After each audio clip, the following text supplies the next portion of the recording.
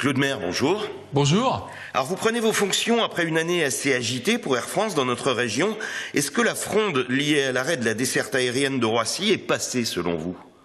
Écoutez, la première année d'installation d'un produit comme celui-là, c'est vrai que c'est un peu compliqué, mais je pense qu'effectivement, on a bien amélioré le produit et il entre dans une phase de maturité.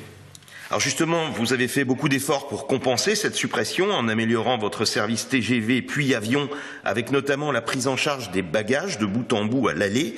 Est-ce que ça vous a permis de regagner toute la clientèle perdue? Alors il faut que les gens s'habituent, je ne peux pas vous dire exactement parce qu'on n'a pas assez de recul pour analyser les chiffres encore, mais je pense qu'effectivement les gens aiment ce produit-là. Vous savez que je viens de Lille, il y avait le même produit depuis 15 ans et je pense que c'est vraiment une bonne complémentarité. Alors certains de vos clients s'interrogent sur le fait que le second hub de votre groupe, Amsterdam, ne soit pas plus mis en avant. Or, il y a bien une desserte Strasbourg-Amsterdam qui aurait pu compenser en partie l'arrêt de Roissy. Alors en fait, on veut jouer effectivement sur les deux hubs, sur Roissy et sur... on dessert toujours Orly au départ de Strasbourg d'ailleurs, avec 5 vols jusqu'à 5 vols par jour. Amsterdam, pour nous, c'est aussi une belle carte à jouer, surtout avec une clientèle qui va trouver un hub complètement international. Alors, la question, c'est de dire, est-ce qu'il faut continuer à investir sur Amsterdam? La réponse, c'est oui.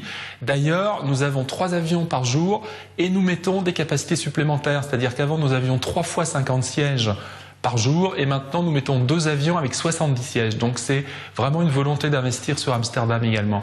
Alors, comment expliquer quand même une forme de Air France bashing dans notre région? C'est parce que vous êtes toujours largement leader que certains estiment qu'il faut vous critiquer? Alors je pense pas que ça soit vraiment du Air France bashing, je pense que comme on est toujours la compagnie nationale, on est attaqué par beaucoup de compagnies low cost et bien sûr par la concurrence, c'est tout à fait logique, et je pense qu'on attend toujours un peu plus de sa compagnie nationale parce que tout simplement on est français et on veut que la compagnie française qu'on utilise et qui est un petit peu la nôtre quelque part, pas seulement parce que on est devenu privé, et pas parce qu'on a toujours connu Air France, si vous voulez.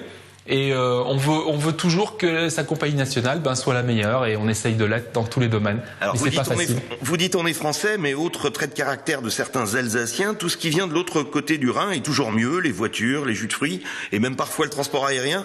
Vous avez été en poste en Allemagne, c'est vrai pour l'aérien ou c'est une légende? Alors je pense que c'est pas une légende, ils sont excellents, faut reconnaître.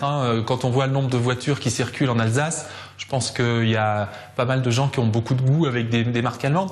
Non, simplement ce qu'il faut souligner à chaque fois qu'on nous interviewe là-dessus, c'est de dire que nous on a une flotte beaucoup plus moderne que Lufthansa par exemple. On a investi beaucoup plus tôt dans la 380, on reçoit notre 10e exemplaire là dans le mois.